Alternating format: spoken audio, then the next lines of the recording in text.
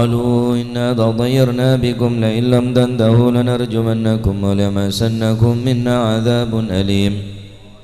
قالوا طائركم معكم أئن ذكرتم بل أنتم قوم مسرفون وجاء من أقصى المدينة رجل يسعى قال يا قوم اتبعوا المرسلين اتبعوا من لا يسألكم أجرا وهم مهتدون وما لي لا أعبد الذي فطرني وإليه ترجعون أتخذ من دونه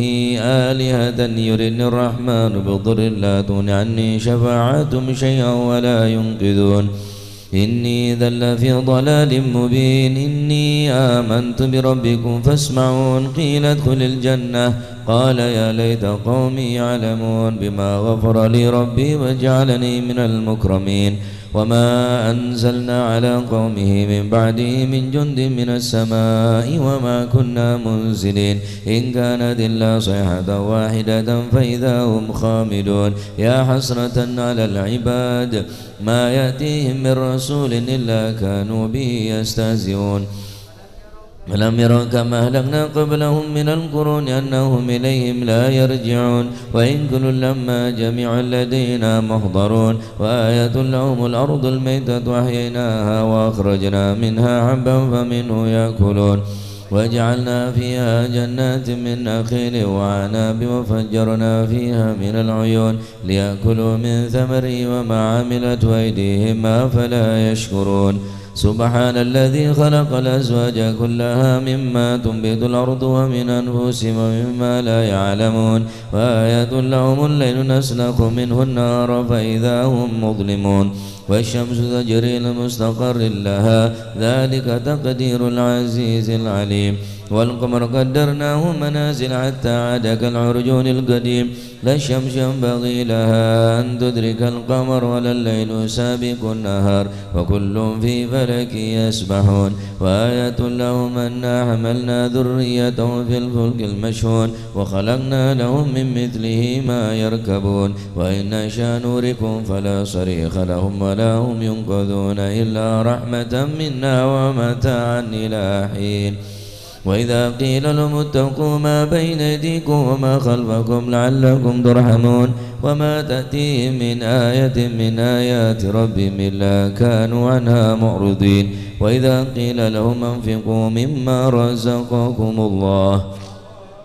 قال الذين كفروا للذين آمنوا ونطعم من لو يشاء الله أطعمه إن أنتم إلا في ضلال مبين ويقولون متى هذا الوعد إن كنتم صادقين ما ينظرون إلا صيحة واحدة تأخذهم وهم يخصمون فلا يستطيعون توصية ولا إلى أهلهم يرجعون ونفخ بالصور فإذا هم من الأجداث إلى ربهم ينسلون قالوا يا ويلنا من بعثنا من مرقدنا هذا ما وعد الرحمن وصدق المرسلون إن كانت إلا صيحة واحدة فإذا هم جميع لدينا محضرون فاليوم لا تظلم نفس شيئا ولا تجزون إلا ما كنتم تعملون إن أصحاب الجنة اليوم في شغل فاكهون هم أزواجهم في ظلال على الأرائك متكئون لهم فيها فاكهة ولهم ما يدعون سلام قولا من رب رحيم وامتازوا اليوم أيها المجرمون ألم أعهد إليكم يا بني آدم لا تعبدوا الشيطان إنه لكم عدو مبين وأن اعبدوني هذا صراط مستقيم ولقد ضل منكم جبلا كثيرا أفلم تكونوا تعقلون هذه جهنم التي كنتم توعدون اصلوها اليوم بما كنتم تكفرون اليوم نختم على أفواههم وتكلمنا أيديهم وتشهد أرجلهم بما كانوا يكسبون ولو نشاء لطمسنا على أعينهم فاستبقوا الصراط فأنى يبصرون ولو نشاء لمسخناهم على مكانتهم فما استطاعوا مضيا ولا يرجعون ومن نعمر نكس في الخلق أفلا يعقلون وما علمناه الشعر وما ينبغي له إن هو إلا ذكر وقرآن مبين لينذر من كان حيا ويحق القول على الكافرين أولم يروا أنا خلقنا لهم مما عملت أيدينا أنعاما فهم لها مالكون فذللناها لهم فمنها ركوب ومنها يأكلون ولهم فيها منافع ومشارب فلا يشكرون واتخذوا من دون الله آلهة لعلهم ينصرون لا يستطيعون نصرهم وهم لهم جند محضرون فلا يأسك قولهم إنا نعلم ما يسرون وما يعلنون أولم يرى الإنسان أنا خلقناه من نطفة فإذا هو خصيم مبين وضرب لنا مثلا ونسي خلقه قال من يحيي العظام وهي رميم قل يحييها الذي أنشأها أول مرة وهو بكل خلق عليم الذي جعل لكم من الشجر الأخضر نارا فإذا أنتم منه توقدون وليس الذي خلق السماوات والأرض بقادر على أن يخلق مثلهم بلى وهو الخلاق العليم إنما أمره إذا أراد شيئا أن يقول له كن فيكون فسبحان الذي بيده ملكوت كل شيء وإليه ترجعون سبحانه فرج همومنا وغمومنا يا حي يا قيوم اللهم إنا نستغفرك ونستودع نفوسنا وأهلنا وأولادنا وأموالنا كل شيء أعطيتنا اللهم اجعلنا وإياهم في كنفك وأمانك وجوارك وعياذ من كل شيطان مريد وجبار عنيد وذي عين وذي بين وذي حسد ومن شرك الذي شر إنك على كل شيء قدير اللهم جملنا بالعافية والسلامة وهققنا بالتقوى والاستقامة وعذنا من موجبات الندامة في الحال والمآل إنك سميع الدعاء اللهم اغفر لنا ولوالدينا وأولادنا ومشايخنا ولإخواننا في الدين ولأصحابنا وأحبابنا ولمن أحبنا فيك ولمن أحسن إلينا خصوصا إلى روح صاحب المقام الجد عبد الزوجة الوالد أحمد خليل عبد الله وإخوانه ثم إلى صاحب الحول الحبيب علي بن محمد بن الأبشي وأوصولهم وفرهم ثم إلى أمواتنا وأموات محمد مسلم جمعين وارزقنا اللهم وللمؤمنين والمؤمنات والمسلمين والمسلمات يا رب العالمين وارزقنا اللهم كمال المتابعة له ظاهرا وباطنا في عافية وسلامة برحمتك يا أرحم الراحمين يا أرحم الراحمين يا أرحم الراحمين وصلى الله على سيدنا محمد الحمد لله رب العالمين أعوذ بالله من الشيطان الرجيم بسم الله الرحمن الرحيم إذا وقعت الواقعة ليس لوقعتها كاذبة خافضة رافعة إذا رجت الأرض رجا وبست الجبال بسا فكانت هباء منبثا وكنتم أزواجا ثلاثة فأصحاب الميمنة ما أصحاب الميمنة وأصحاب المشأمة ما أصحاب المشأمة والسابقون السابقون أولئك المقربون في جنات النعيم ثلة من الأولين وقليل من الآخرين على سرر موضونة متكئين عليها متقابلين يطوف عليهم بلدان مخلدون بأكواب وبارك وكأس من معين لا يصدعون عنها ولا ينزفون وفاكهة مما يتخيرون ولحم طير مما يشتهون وحور عين كأمثال اللؤلؤ المكنون جزاء بما كانوا يعملون لا يسمعون فيها لغوا ولا تأثيما إلا قيلا سلاما سلاما وأصحاب اليمين ما أصحاب اليمين في سدر مخضود وضلح منضود وظل ممدود وماء مسكوب وفاكهة كثيرة لا مقطوعة ولا ممنوعة وفرش مرفوعة إنا أنشأناهن إنشاء فجعلناهن بكارا عربا أترابا لأصحاب اليمين ثلة من الأولين وثلة من الآخرين وأصحاب الشمال ما أصحاب الشمال في سموم وحميم وظل من يحموم لا بارد ولا كريم إنهم كانوا قبل ذلك مترفين وكانوا يصرون على الحنث العظيم وكانوا يقولون إذا متنا وكنا ترابا وعظاما أئنا لمبعوثون أو آباؤنا الأولون قل إن الأولين والآخرين لمجموعون إلى ميقات يوم معلوم ثم إنكم أيها الضالون المكذبون لآكلون من شجر من زقوم فمالئون من البطون فشاربون عليه من الحميم فشاربون شرب الهيم هذا نزلهم يوم الدين نحن خلقناكم فلولا تصدقون أفرأيتم ما تمنون أنتم تخلقونه أم نحن الخالقون نحن قدرنا بينكم الموت وما نحن مسبوقين على أن نبدل أمثالكم وننشأكم فيما لا تعلمون ولقد علمتم النشأة الأولى فلولا تذكرون أفرأيتم ما تحرثون أنتم تزرعونه أم نحن الزارعون لو نشاء لجعلناه طاما فظلتم تفكهون إنا لمغرمون بل نحن محرومون فأفرأيتم الماء الذي تشربون أنتم أنزلتموه من المزن أم نحن المنزلون لو نشاء جعلناه أجاجا فلولا تشكرون أفرأيتم النار التي تورون أنتم أنشأتم شجرتها أم نحن المنشئون نحن جعلناها تذكرة ومتاعا للمقوين فسبح باسم ربك العظيم فلا أقسم بمواقع النجوم وإنه لقسم لو تعلمون عظيم إنه لقرآن كريم في كتاب مكنون لا يمسه إلا المطهرون تنزيل من رب العالمين أفبهذا الحديث أنتم مدهنون وتجعلون رزقكم أنكم تكذبون فلولا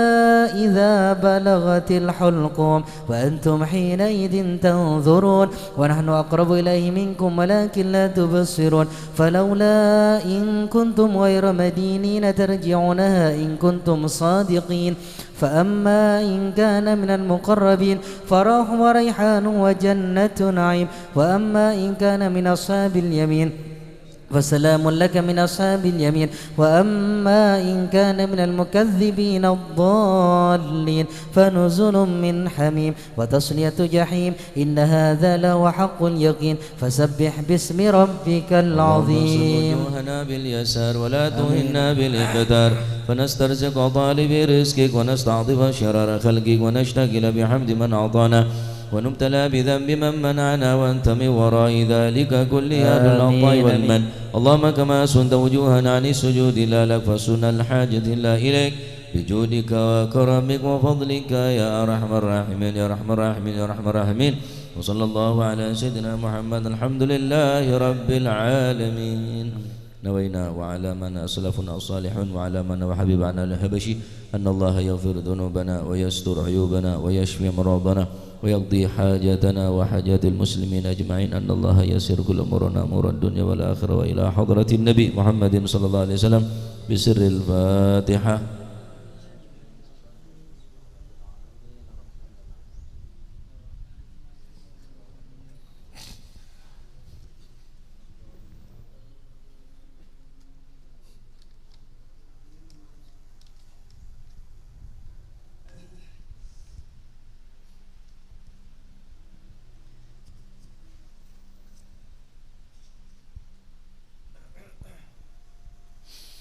يا ربي صل على محمد شرف بدر في الكون أشرف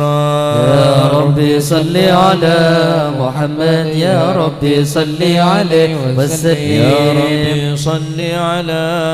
محمد كرم داع يدعو إلى الحق يا ربي صل على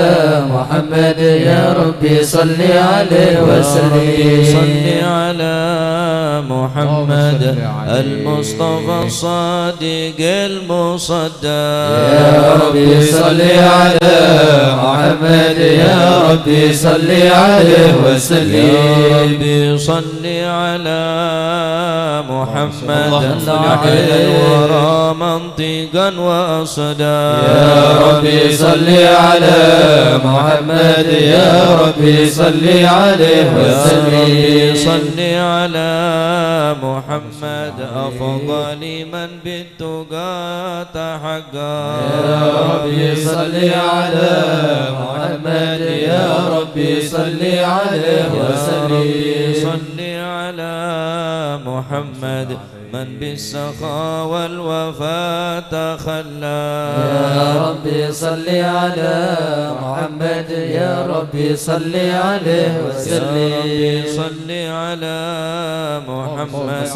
فاجمع من الشمل ما تفرق يا ربي صل على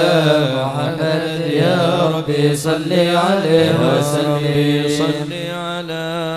محمد وسهل ما قد تعوى يا ربي صل على محمد يا ربي صل عليه وسلم يا ربي صل على محمد وافتح من الخير كل مغلى يا ربي صل على محمد يا ربي صل عليه وسلم يا ربي صل على محمد وآله ومن بالنبي تعلى يا ربي صل على محمد يا ربي صل عليه وسلم يا ربي صل على محمد وآله ومن للحبيب عشا يا ربي صل على محمد يا ربي صل عليه يا وسلم ربي صل على محمد ومن بحبل النبي توثى يا ربي صل على محمد يا ربي صل عليه وسلم صل على محمد يا ربي صل عليه وسلم يا ربي صل على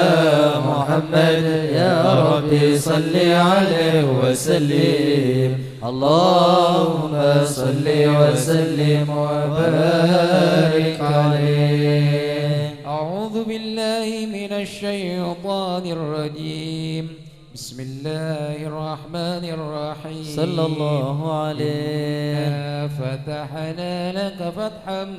مبينا. صلى الله عليه. الله ما تقدم من ذنبك وما تأخر ويتم نعمته عليك ويهديك صراطا مستقيما. صلى الله عليه. الله نصرا عزيزا. صلى الله عليه. جاءكم رسول اللهم من صل وسلم عليه. أنفسكم عزيز عليه ما عنتم حريص عليكم بالمؤمنين رؤوف رحيم. يا رحيم. تولوا فقل حسبي الله حسبي الله لا إله إلا هو عليه توكلت وهو رب العرش العظيم. يا عظيم. إن الله وملائكته يصلون على النبي يا أيها الذين آمنوا صلوا عليه وسلموا تسليما. اللهم صل وسلم وبارك عليه. السلام عليك زين الأنبياء.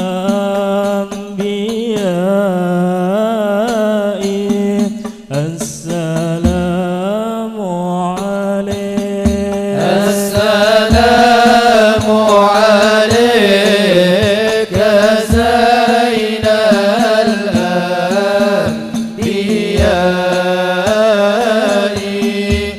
السلام عليك. السلام عليك أتقى الأتقياء.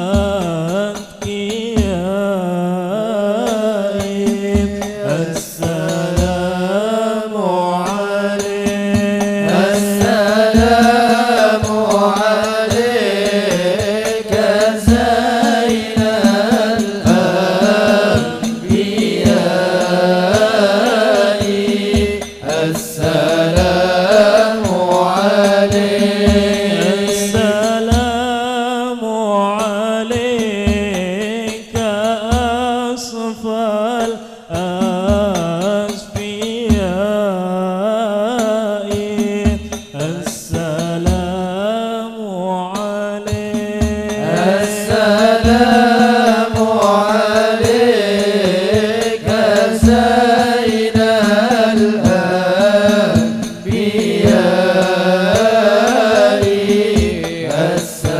السلام عليك السلام السلام عليك زين الأنبياء السلام السلام عليك أتقى الأتقياء السلام السلام عليك زين الأنبياء السلام السلام عليك أتقى الأتقياء السلام السلام عليك أشفى الأشفياء السلام السلام عليك أزكى الأزكياء السلام السلام عليك من رب السماء السلام السلام عليك زين الأنبياء السلام السلام عليك زين الأنبياء السلام السلام عليك أتقى الأتقياء السلام السلام عليك دائم بلا انقضاء السلام السلام عليك أحمد يا حبيبي السلام السلام عليك طه يا طبيبي السلام السلام عليك زين الأنبياء السلام السلام عليك زين الأنبياء السلام السلام عليك أتقى الأتقياء السلام عليك يا خير الأنام السلام عليك يا بدر التمام السلام عليك يا نور الظلام السلام عليك السلام عليك السلام عليك زين الأنبياء السلام عليك أتقى الأتقياء السلام على المشفع في القيامة السلام على المضلل بالغمامة السلام على المتوج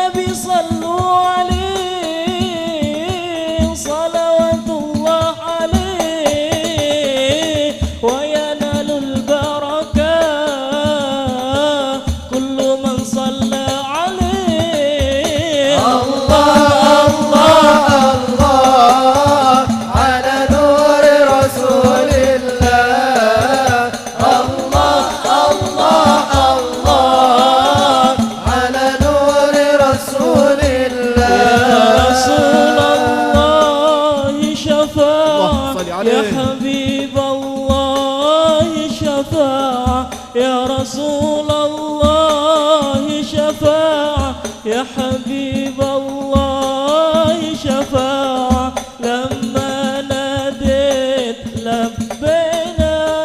تم السمع والطاعة يا رسول الله شفاعة يا حبيب الله شفاعة يا رسول الله شفاعة يا حبيب الله شفاعة لما ناديت لبينا أكثرنا السمع والطاعة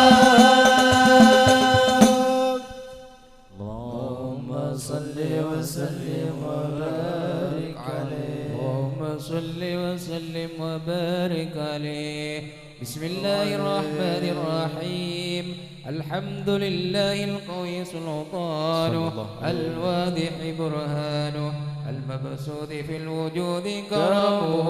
وإحسانه صلى الله عليه وعظم شانه خلق الخلق الحكمة وطوى عليها علمه وبسط لهم من فائد المنة ما جرت به في أقداره القسمة صلى الله عليه وسلم أشرف خلقه وجل بذي رحمة صلى الله عليه بخلق هذا العبد المحب صلى الله عليه أشرفي في عوالم الشهادة والغيوب صلى الله عليه جل هذا المن الذي تكرم بالمن صلى الله عليه الذي برز من حضرة الإحسان سورة كاملة ظهرت في هيكل محمود صلى الله عليه كناف الوجود وترزت برد العوالم براس التكريم اللهم صل وسلم أشرف الصلاة والتسليم على سيدنا ونبينا محمد الرؤوف الرحيم اللهم صل وسلم وبارك عليه اللهم صل وسلم وبارك عليه الله جل الحق في عليه عالم قدسه الواسع صلى الله عليه انتشار فضله في القريب والشاسع صلى الله عليه حسن أفراده بتعداد صلى الله عليه تقرار بكثرة ترداد صلى الله عليه عالم الإمكان سورة هذا الإنسان صلى الله عليه ضلال وتنتشر أسراره في الأكوان صلى الله عليه قلب منيب إلا من سوابق فضل الله على هذا الحبيب صلى الله عليه قلب سرور قد توالى بحبيب عم الأسف الوالى صلى الله عليه بنور غمر الكون بهجة وجمالا صلى الله عليه في الحسن على مقام وتناهى في مجده وتعالى صلى الله عليه اجتلت بشرا كاملا يزيح الضلال صلى الله عليه رفعة في شؤونه وكمالا صلى الله عليه من حضرة الامتنان ما يعجز عن وصف اللسان ويحار في تعقل معاني الجلال صلى الله عليه في عالم البطون والظهور صلى الله عليه الخلق ينور صلى الله عليه كريم بشرتنا آياته في الذكر الحكيم ببشارة لقد جاءكم رسول من أنفسكم عزيز علي ما أنتم حريص عليكم بالمؤمنين رؤوف رحيم يا رحيم هذه البشارة وتلقاها بقلب سليم فقد هدي إلى صراط مستقيم اللهم صل وسلم أشرف الصلاة والتسليم على سيدنا ونبينا محمد الرؤوف الرحيم اللهم صل وسلم وبارك عليه صل وسلم وبارك عليه واشهد أن لا إله إلا الله وحده لا شريك له شهادة تعرف بها اللسان عما تضمنه الجنان من التصديق بها والإذعان تثبت بها في الصدور من الإيمان قواعد وتروى لليقين من سر ذلك الإذعان والتصديق الشواهد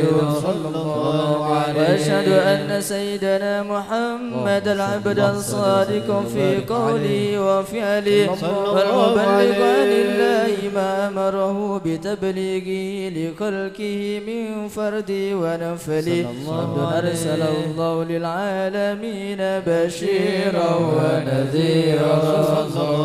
وبلغ الرسالة وأدى الأمانة وهدى الله به من الأمة بشرا كثيرا فكان في ظلمة الجهل للمستبصرين سراجا وقمرا منيرا وما أعظمها من منة تكرم الله بها على البشر وما أوسعها من نعمة انتشر سرها في البحر والبر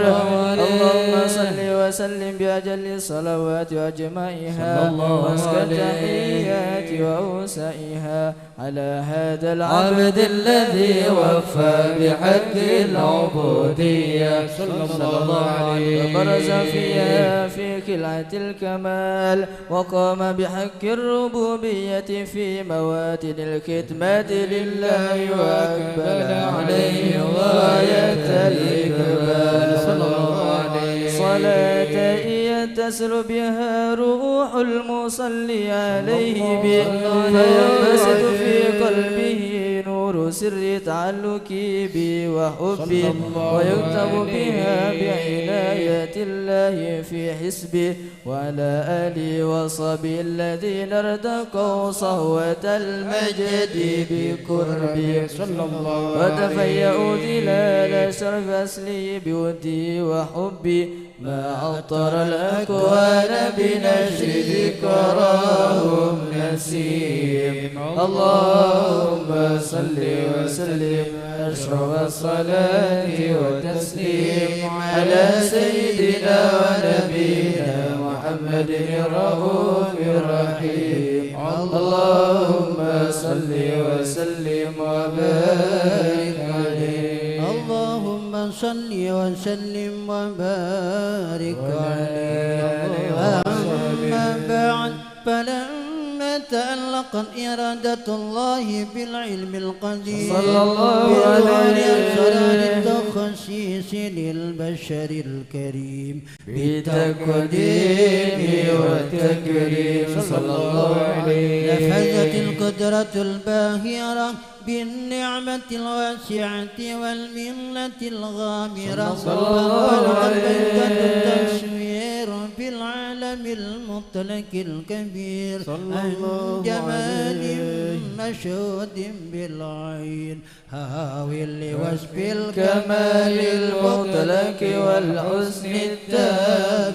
والزين صلى الله عليه فتنقل ذلك الجمال الميمون في الأسلاب الكريمة والبطون فما من سلب ضامة إلا وتمت عليه من الله النعمة صلى الله عليه وهو القمر التام الذي يتنقل في بروجه ليتشرف بموطن استقراره وموضع وروجه وقد قضت الأقدار الأزلية بما قضت وأظهرت من سر هذا النور ما أظهرت وخصصت به من خصص صلى الله عليه فكان مستقر بالأصنام الفاخرة والأرحام الشريفة الطاهرة حتى برز بعلم الشهادة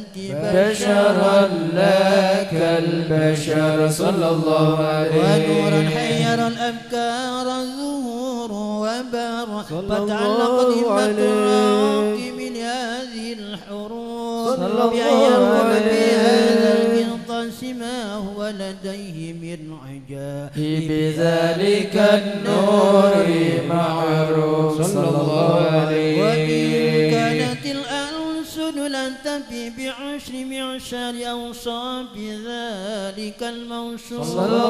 تشويقا للسامعين من خواص المؤمنين وترويحا للمتعلقين بهذا النور المبين صلى الله عليه إلا فأن تعرب الأقلام عن شؤون خير الأنام ولكن الدليل تدري ما حفظت من أشرف المخلوقين وما أكرم الله به في مولده من الفضل الذي عم العالمين صلى الله عليه وبقيت راية في الكون منشورة على مر الأيام والشهور والسنين صلى الله داعي عليه التعلق بهذه الحضرة الكريمة ولعج التشوق إلى سماع أوصافها العظيمة ولعل الله ينفع به المتكلم والسامع ويدخلان في شفاعة هذا النبي شافعا وتروحان بروح ذلك النعيم اللهم صل وسلم أشرف الصلاة وتسليم على سيدنا ونبينا محمد الرؤوف الرحيم اللهم صل وسلم وبارك عليه الله الله الله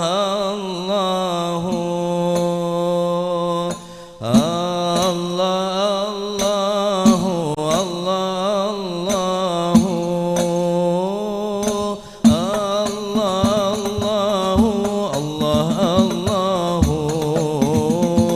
ربي فاجعلنا من الأخيار الله الله الله الله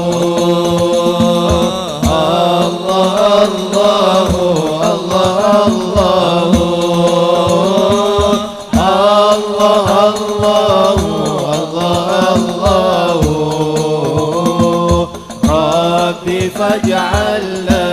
من الأخيار سألت الله بارينا يبلغنا أمانينا ويذهب مننا الأكدار ربي فاجعلنا من الأخيار الله الله الله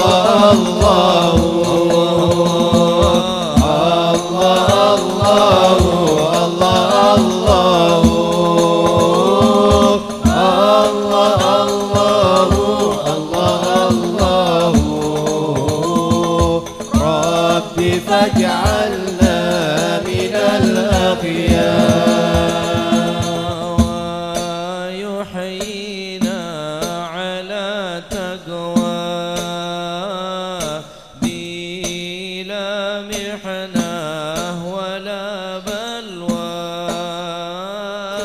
بجاه المصطفى المختار ربي فاجعلنا من الأخيار الله الله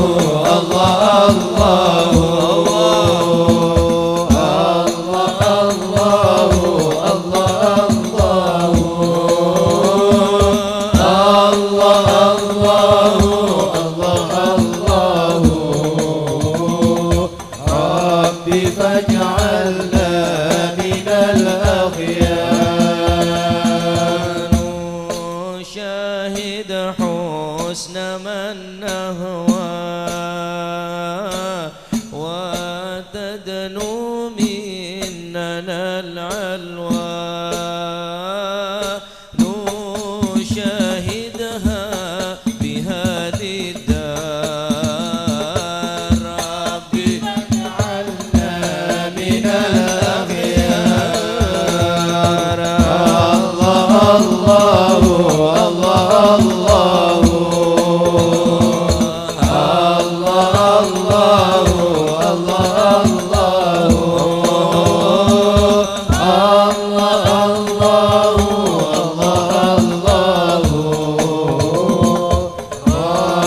فاجعلنا من الأخيار ومع الواس وذاتي وأوصافي وحالاتي ومع الواس وذاتي وأوصافي وحالاتي ومنها جاءت الأدوار ربي فاجعلنا من الأخيار آمين الله الله الله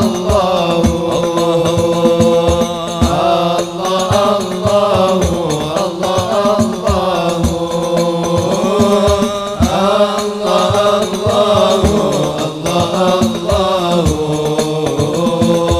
ربي فاجعلنا من الأخيار عندما غبنا وضلنا عندما غبنا حاضرنا عندما غبنا وطلنا عندما طبنا ونلنا غاية الأوطار ربي فاجعلنا من الأخيار الله الله الله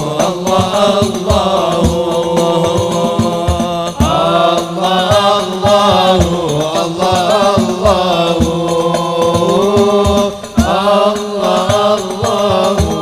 الله الله ربي فاجعلنا من الأخيار ألا يا الله بنظرة من العين الرحيمة تداوي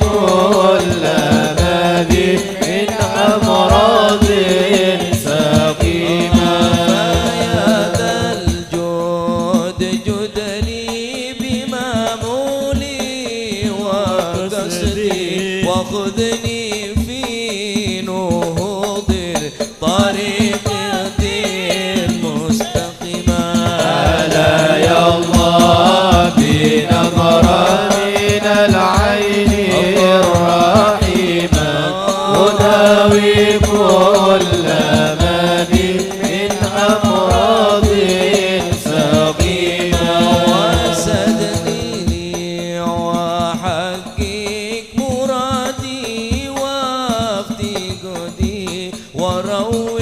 مهجتي بالعطيات الكريمة. هلا يا الله بنظرة من العين الرحيمة تداوي كل ما بي من أمراض سقيمة. ويسر لي سبيل التقى واصلح فؤادي ونور باطني بالفيوضات العميمة. هلا يا الله بنظرة من العين الرحيمة تداوي كل ما بي من أمراض سقيمة. بشرى لنا نلنا المنى زال العنا وفى الهنا والدهر أنجز وعده والبشر أضحى معلنا. بشرى لنا نلنا المنى زال العنا وفى الهنا. بشرى لنا نلنا المنى زال العنا وفى الهنا والدهر أنجز وعده والبشر أضحى لنا. بشرى لنا نلنا المنى زال العنا وفى الهنا. طيبي باللقاء يا عين قري أعينا يا نفس طيبي باللقاء يا عين قري أعينا. هذا جمال المصطفى أنواره لاحت لنا. بشرى لنا نلنا المنى زال العنا وفى الهنا والدهر أنجز وعده والبشر أضحى معلنا. بشرى لنا نلنا المنى زال العنا وفى الهنا. طيبة ماذا نقول وفيك قد حل الرسول. يا طيبة ماذا نقول وفيك قد حل الرسول. وكلنا نرجو الوصول لمحمد نبينا. بشرى لنا نلنا المنى زال العنا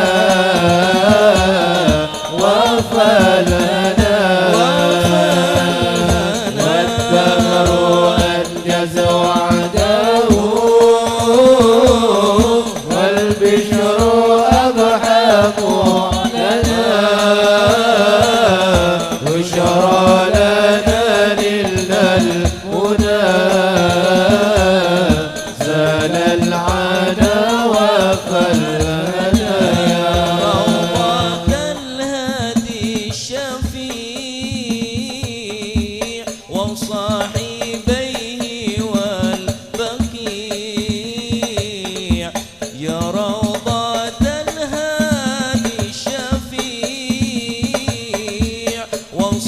صاحبيه والبقي اكتب لنا نحن الجميع زيارة لحبيبنا يا الله يا رب بشرى لنا إلا المنى زال العنا وفلنا والدهر أنجز وعده والبشر أضحى معلنا بشرى لنا نلنا المنى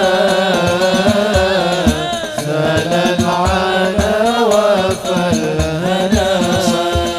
عليه دائما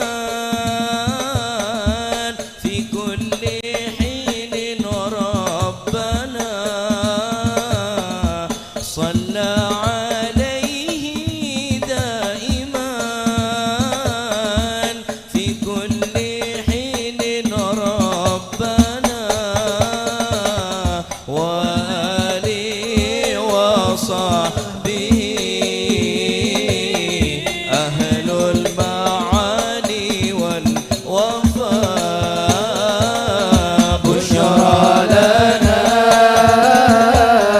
إلا المنى زال العنا وفلنا والدار أنجز وعده والبشر أضحى معلنا بشرى لنا نلنا المنى زال العنا وفلنا صلي وسلم يا سلام على النبي محي الظلام صلي وسلم يا سلام على النبي محي الظلام والآل وصحبه الكرام ما أنشدت بشرى لنا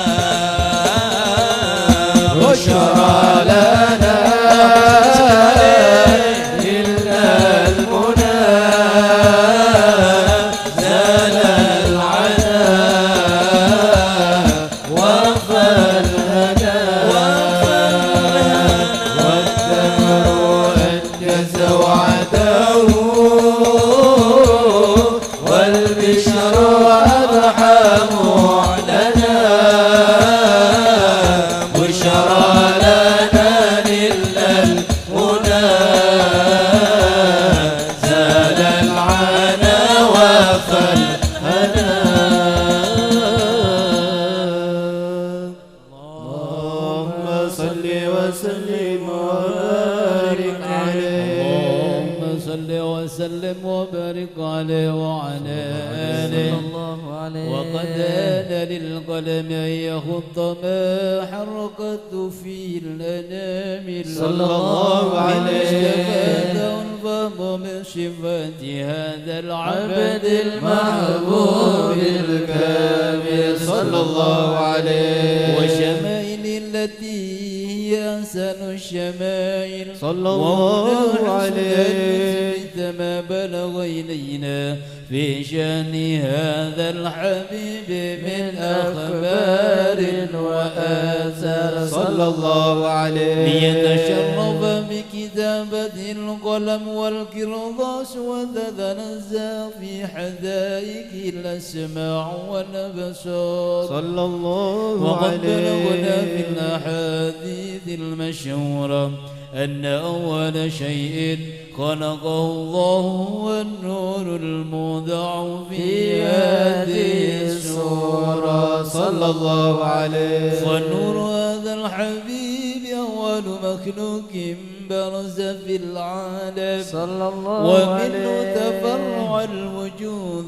خلقا بعد خلق فيما حدث وما تقادم صلى الله عليه وقد أخرج عبد الرزاق بسنده عن جابر بن عبد الله الأنصاري رضي الله عنهما قال قلت يا رسول صلى الله الله عليه بأبي وأمي أخبرني عن أول شيء خلقه الله قبل الأشياء صلى قال الله يا عليه جابر إن الله خلق قبل الأشياء نور نبيك محمد صلى الله الله عليه وسلم بالنور صلى الله عليه وقد ورد من حديث أبي هريرة رضي الله عنه أنه قال صلى الله عليه صلى الله عليه وسلم كنت أول النبيين في الخلق وآخرهم في البعث صلى الله عليه وقد تعددت الرواية بأنه أول الخلق وجودا وأشرفهم مولودا صلى الله عليه كانت السعادة الأبدية لها ملاحظة خفية اختصت من شاءت من البرية بكمال الخصوصية صلى الله عليه واستودعت هذا النور المبين أصلاب وبطون ما شرفته من العالمين صلى الله عليه هذا النور من صلب آدم ونوح وإبراهيم عليه السلام حتى وصلت يد العلم القديم إلى من خصصته من تكريم أبيه الكريم عبد الله بن عبد المطلب ذي القدر العظيم وأمه التي هي في المخاوف آمنة السيدة الكريمة آمنة فتنكاه صلب عبد الله فألقاه إلى بطنها صلى الله عليه فضمت وشاء بمعونة الله محافظة على حق هذه الذرة وصونها صلى الله عليه برعاية الله كما ورد عنها حملا خفيفا لا تجد له ثقلا صلى الله عليه ولا تجد منه ولما ولا علنا صلى الله عليه بعد الشهر من حمله وقرب وقت بروزه إلى عالم الشهادة لتنبسط على هذا العالم فيوضات فضله وتنتشر في آثار مجده الصميم اللهم صل وسلم أشرف الصلاة والتسليم على سيدنا ونبينا محمد الرؤوف الرحيم اللهم صل وسلم وبارك عليه اللهم صل وسلم وبارك عليه صلى الله عليه في هذه الدرة المكنونة صلى الله عليه والكون كله يمسي في سرور وابتهاج صلى الله عليه هذا السراج صلى الله والعيون عليه متشوفة إلى بروز صلى الله عليه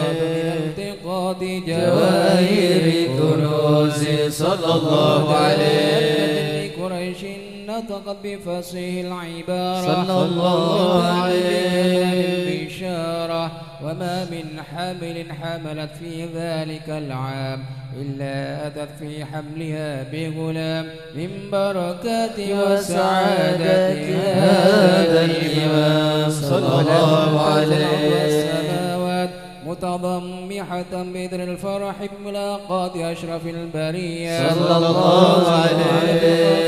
إلى عالم الظهور بعد تنكله في البطون والظهور صلى الله عليه بهجة التكريم وبسط في العالم الكبير مائدة التشريف والتعظيم ببروز هذا البشر الكريم. اللهم صل وسلم أشرف الصلاة والتسليم على سيدنا ونبينا محمد الرؤوف الرحيم. اللهم صل وسلم وبارك عليه. اللهم صل وسلم وبارك عليه وعلى آله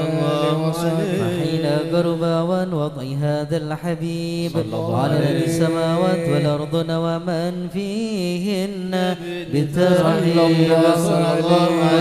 أنظر جود الإله على أهل الوجود تنسج ولسنة الملائكة بالتبشير للعالمين تعج. سبحان الله الحمد لله ولا إله إلا الله. الله أكبر. سبحان الله الحمد لله ولا إله إلا الله. الله أكبر. سبحان الله الحمد لله ولا إله إلا الله. والله أكبر. والقدرة كشفت قناع هذا المستور ليبرز نوره كاملا في عالم الظهور نورا فاق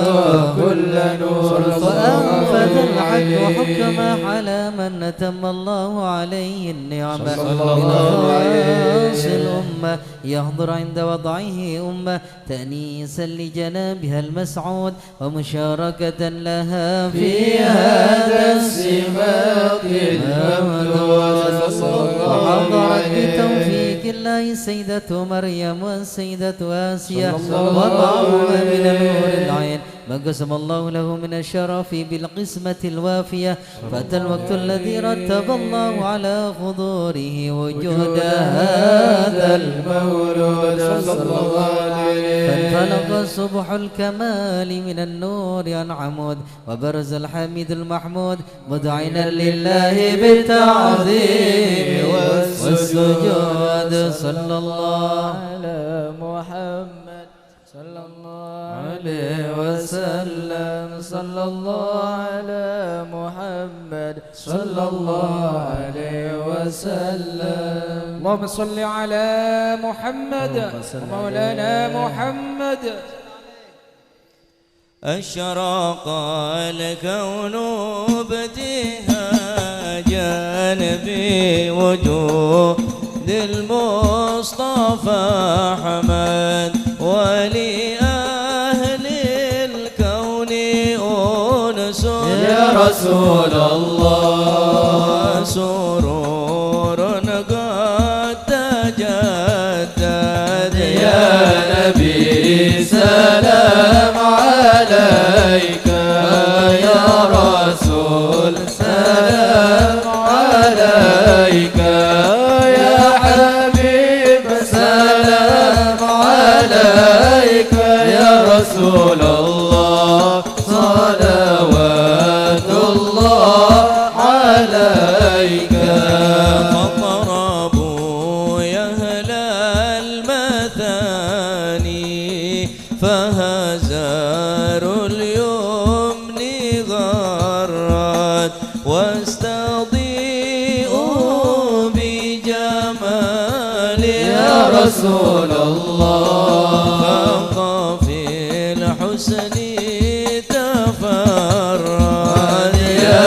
نبي سلام عليك. يا رسول سلام عليك.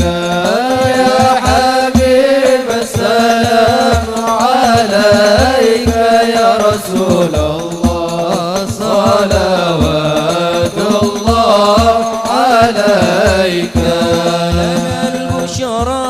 بسعد مستمر ليس ينفد حيث أوتينا عطاء جمع الفخر المؤبد. يا نبي سلام عليك. يا رسول سلام عليك. يا حبيب سلام عليك. صلوات الله عليه. فلربي كل حمد جل يحصره العاد إذا حبانا بوجود المصطفى الهادي محمد. يا نبي سلام عليك، يا رسول سلام عليك، يا حبيب سلام عليك، صلوات الله عليك. مرحبا يا رسول الله أهلا مرحبا بك إن بك نسعد. مرحبا مرحبا يا نور العين، مرحبا مرحبا جد الحسين. مرحبا وبجاهه يا إلهي مرحبا جود وبلغ كل مقصد. مرحبا مرحبا يا نور العين، مرحبا مرحبا جد الحسين. واهدنا نهج سبيلي مرحبا مرحبا كي به نسعد ونور شاد. مرحبا مرحبا مرحبا يا نور العين، مرحبا مرحبا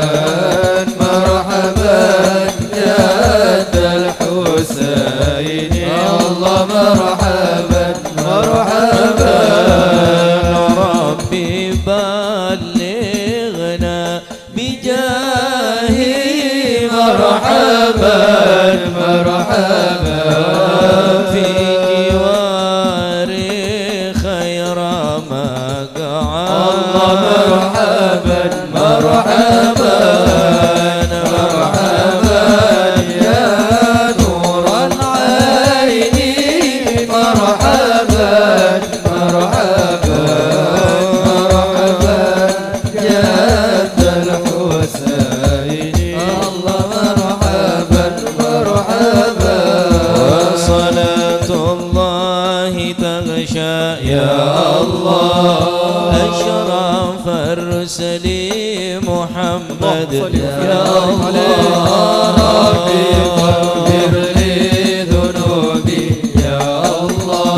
ببركة الهادي محمد. يا الله وسلام مستمر يا الله كل حين يتجدد. يا الله ربي اغفر لي ذنوبي، يا الله ببركة الهادي محمد. يا الله اللهم صل على محمد. اللهم صل عليه. اللهم صل وسلم وبارك عليه. وحين برز صلى الله عليه وسلم من متن أمه برز رافعا طرفه إلى السماء مؤمنا بذلك الرفع إلى أن له شرفا على مجده وسماء. صلى الله وكان وقت عليه. مولد سيد الكونين من الشهور شهر ربيع الأول ومن الأيام يوم الاثنين صلى الله ولادته عليه. وقبره بالحرمين. وقد ورد أنه صلى الله عليه وسلم ولد مفتونا مكحولا مقطوعا سرا صلى الله عليه. ولذلك لشرفه عند الله عيد القدرة. صلى الله عليه. آيات العالم ظهر من العجائب ما يدل على أنه أشرف المخلوقين وأفضل الحبائب. صلى الله عليه. وكان عبد الرحمن بن عوف عن أم الشفاء رضي الله عنهما قالت لما ولدت آمنة رضي الله عنها رسول الله صلى الله عليه وسلم وقع على يدي فسل فسمعت قائلا يقول رحمك الله أو رحمك ربك صلى الله عليه وسلم فأضاء له ما بين المشرق والمغرب صلى الله عليه نظرت إلى بعد كسوم الروم قالت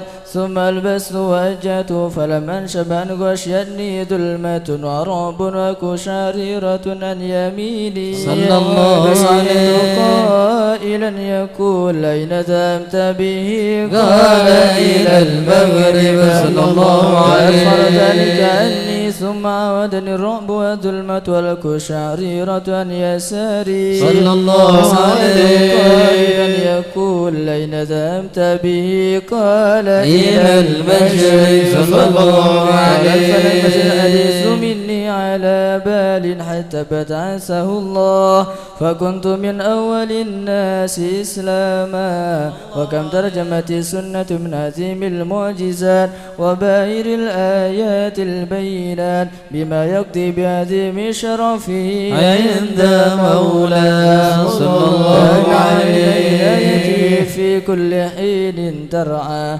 وأنه الهادي إلى الصراط المستقيم اللهم صل وسلم أشرف الصلاة والتسليم على سيدنا ونبينا محمد الرؤوف الرحيم اللهم صل وسلم وبارك عليه اللهم صل وسلم وبارك عليه وعلى آله ولقد اتصف صلى الله عليه وسلم من محاسن الأخلاق بما تضيق عن كتابته بطون الأوراق كان صلى الله عليه وسلم أحسن الناس خلقا وخلقا وأولهم إلى مكارم الأخلاق سبقا وأوسعهم بالمؤمنين حلما ورفقا برا رؤوفا لا يقول ولا يفعل إلا معروفا له الخلق السهل واللفظ المحتوي على المعنى الجزل إذا دعاه المسكين أجابه إجابة معجلة وله الشفيق الرحيم باليتيم والأرملة وله مع شهولة أخلاق الهيبة القوية التي ترتعد منها فرائس الأكوياء من البرية ومن نشر به تعطرت الطرق والمنازل وبعرف ذكره تطيبت المجالس والمحافل وهو صلى الله عليه وسلم جامع الصفات الكمالية والمنفرد بعلمه وخلقه بأشرف خصوصية وما من خلق في البرية محمود إلا وهو متلكا عن زين الوجود أجملت في وصف الحبيب وشأنه وله العلا في مجده ومكانه أوصاف عز قد تعالى مجدها أخذت على نجم السهاب عنانه وقد انبسط القلم في تدوين ما أفاده العلم من وقائع مولد النبي الكريم وحكاية ما أكرم الله به هذا العبد المقرب من التكريم والتعظيم والخلق العظيم فحسن مني أن أمسك عنة الأقلام في هذا المقام وأقرأ السلام على سيد الأنام السلام عليك أيها النبي ورحمة الله وبركاته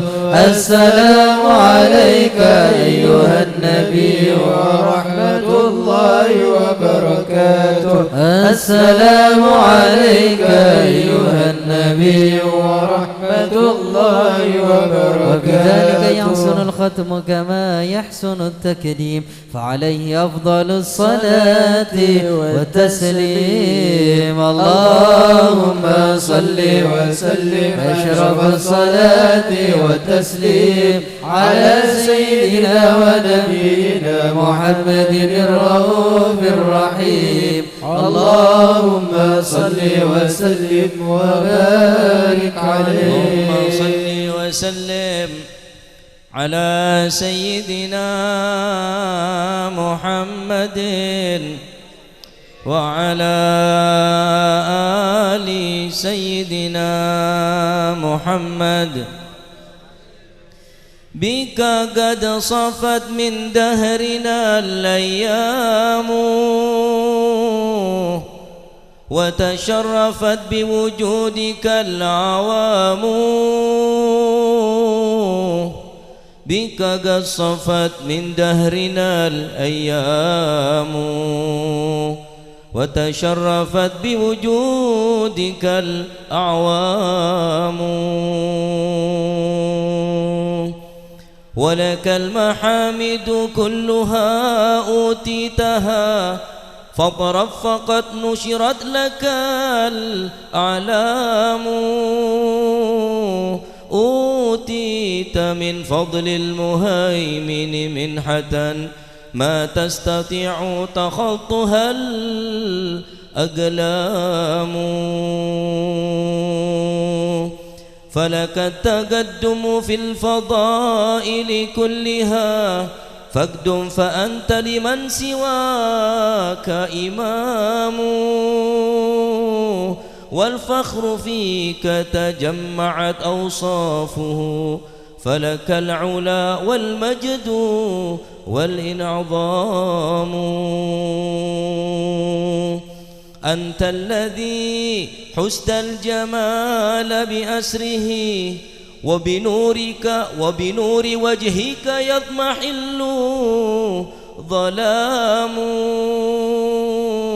أنت الذي حار النهى في وصفه وبحسنه قد تاهت الأحلام يا أولا قدمتك إرادة سبقت وفضل الله والإنعام فلئن برزت إلى الشهادة آخرا فوجود روحك للورى قدام الله أكبر ما بلغت لرتبة إلا ونادتك المرام أمام فلك الترقي والتلقي لم يزل ولك الملائك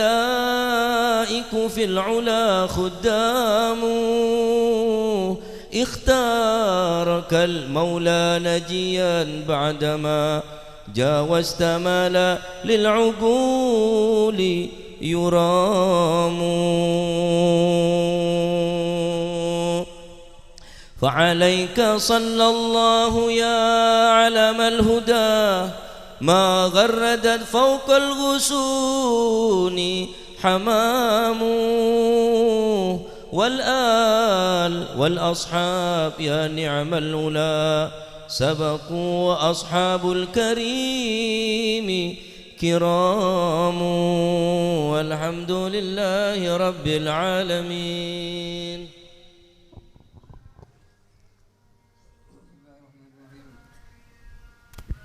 بسم الله الرحمن الرحيم الحمد لله رب العالمين اللهم صل على سيدنا محمد في الأولين وصل وسلم على سيدنا محمد في الآخرين وصل وسلم على سيدنا محمد في كل وقت وحين وصل وسلم على سيدنا محمد في الملأ الأعلى إلى يوم الدين. ولما نظم الفكر من دراري الأوصاف المحمدية عقودا توجهت إلى الله متوسلا بسيدي وحبيبي محمد صلى الله عليه وسلم أن يجعل سعي فيه مشكورا وفيلي فيه محمودا وأن يكتب عملي في الأعمال المقبولة وتوجهي في التوجهات الخالصة والصلات الموصولة. اللهم يا من إليه تتوجه الآمال فتعود ظافرة وعلى باب عزته تهد الرحال فتغشاها منه الفيوضات الغامرة نتوجه إليك بأشرف الوسائل لديك سيد المرسلين عبدك الصادق الأمين سيدنا محمد الذي عمت رسالته العالمين أن تصلي وتسلم على تلك الذات الكاملة مستودع أمانتك وحفيظ سرك وحامل راية دعوتك الشاملة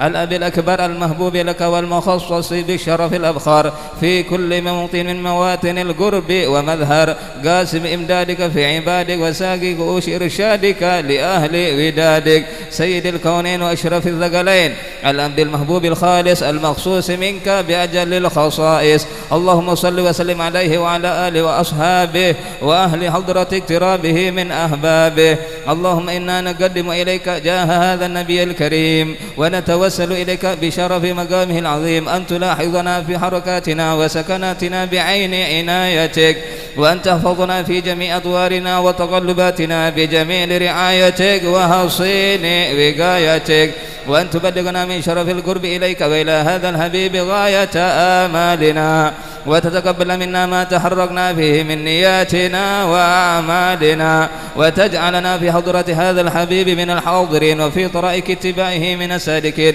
ولحقك وحقه من المؤدين ولأهلك من الحافظين اللهم إن لنا أطماعا في رحمتك الخاصة فلا تحرمنا وذنونا جميلة هي وسيلتنا إليك فلا تخيبنا آمنا بك وبرسولك وما جاء به من الدين وتوجهنا به إليك مستشفعين أن تقابل المذنب منا بالغفران والمسيء بالإحسان والسائل بما سأل والمؤمل بما أمل وأن تجعلنا ممن نصر هذا الحبيب ووازره ووالاه وظاهره وعم ببركته وشريف وجهده أولادنا ووالدينا وأهل قدرنا ووادينا وجميع المسلمين والمسلمات والمؤمنين والمؤمنات في جميع الجهاد وآدم راية الدين القويم في جميع الأقطار منشورة ومعالنا الإسلام والإيمان بأهلها معمورة معنا وسورة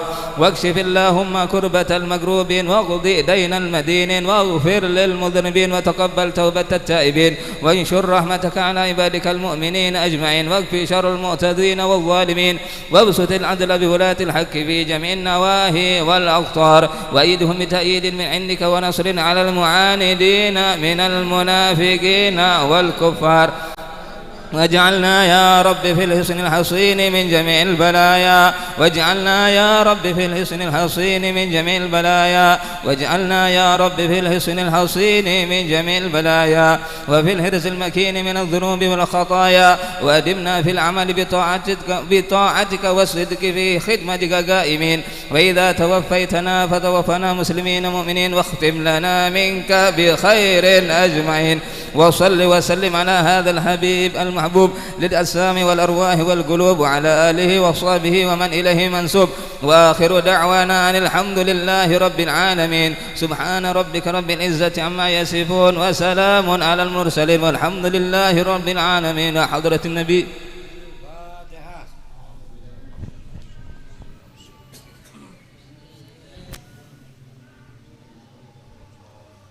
Alhamdulillah. Matur muga barokana maulid barokana sholawat insyaallah hajat-hajat kula panjenengan sedaya begempang dening Allah Subhanahu wa taala. Amin Allahumma amin. Al Habib Abdul Qadir bin Ahmad Jeddah, beliau mengatakan bahwa seseorang yang menghadiri majelis-majelisil khair, majelis-majelis zikir, majelis-majelis ilmu, semakin orang neka atena aroma sepaling hina, aroma seorang sepaling tak berdaya, aroma seorang sepaling banyak salah, semakin ceklung ke dalam ate kauluban panjenengan, maka neka semakin banyak oleh madad, imdad, oleh pertolongan dari Allah Subhanahu wa taala. Jadi ibarat orang hadir majelis maulid, hadir majelis zikir nih, atau majelis-majelis ilmu dan majelis lain, majelisil khair, pada orang ngebe kirbah atau tempat air untuk mengambil air, maka tempat sekebe ngala air itu semakin dalam, semakin ceklung ke dalam, semakin ke bawah, maka semakin banyak oleh naik. Boleh sampean saya hadir nih, aroma sepaling butuh, paling tak gena, paling aroma sepaling orang hina salam dunya nih, orang sedeti nadhrah, pandangan daripada Allah Subhanahu wa taala. Beda orang nikah cuma meres oleh cuma ngak lepean, ngangkep pade bi orang pade bae sedeteng ria pade pakapi oleh cuma segoni ingat lepean meres beda naudzubillah orang si hadir ke majelis ini ngebeng ateh kelaban ateh sombong ibarat beda nongep tak bisa masuk ebon nafahat imdadat barakat tak bakal masuk pertolongan daripada Allah barokah majelis nikah hasil-hasil dari majelis nikah karena beda ampun nongep tak bisa masuk. Jadi orang yang pertama merasa orang yang paling hina, merasa orang yang paling banyak dosa, banyak salah dekat Allah Subhanahu wa taala, semakin ceklung, semakin banyak oleh manfaat daripada majelis ini. Jak aroma sepadah bi orang apa boleh ngaku aroma lebih bagus daripada orang lain. Ini kata bunda beliau Al Habib Abdul Qadir bin Ahmad,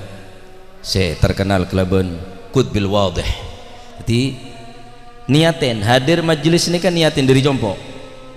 engkau orang yang paling banyak dosa engkau niat atau betul engkau niat nyariah manfaat niat nyariah barokah niat apolong bi para ulama niat para apolong bi para habaib para kiai para asatid apolong bi orang-orang sesoleh.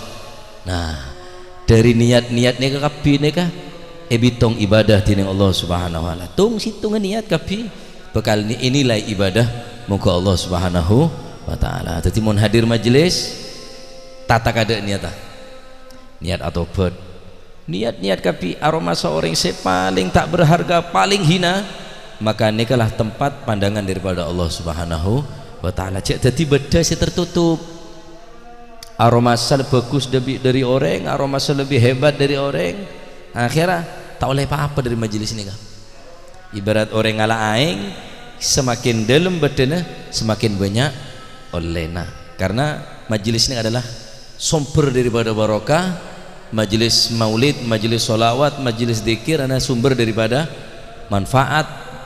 sumber daripada barokah sumber daripada kebagusan kala kebagusan nikah cek siak-siaki seberapa olehna tergantung seberapa bedana semakin bersih ya semakin bersih tak mungkin beda saya kotor bekal masukna sesuatu saya berharga tak mungkin ate saya sombong ate saya ujub ate saya ria ate saya takabur maka alat tes kapi nikah ibarat beda kelak tak bakal oleh apa-apa dari majelis nikah apa saya rasa lagi sampean semakin cinta ke kanjeng Nabi semakin abek teh kering sepo semakin loman dari majelis nikah berarti sampean punya oleh naing pun pujar majelis tak oleh apa-apa naudzubillah berarti nongep pun anatin sampean karena majelis nikah raja manfaatah terlebih hadirin dan para habaib para ulama ya betul mau ke istiqomah jadi mau datang boleh hadir niat nyari barokah nyari manfaat nyari nafahat beda apa tepak bebersih kada tak mungkin mau beda ni kan najis masukin bareng-bareng se manfaat mater mau ke manfaat amin neka kula bani ocak kula neka debuna Al Habib Abdul Qadir bin Ahmad Jeddah mater muka pada oleh barokan insyaallah dan makin neka kala ampun baca yasin ampun kare tahlil deki tahlil sekadar ba'da salatil maghrib niat ngaholen Habib Alil Habasyi karena kulit sampean tak hadir ke Solo kala ampun baca yasin baca waqiah kare tahlil bil ikhtisar deki ba'da salatil maghrib dia langsung mulai pada jaminan sekadar. Naam sallallahu alaihi wasallam Muhammad alhamdulillah rabbil alamin.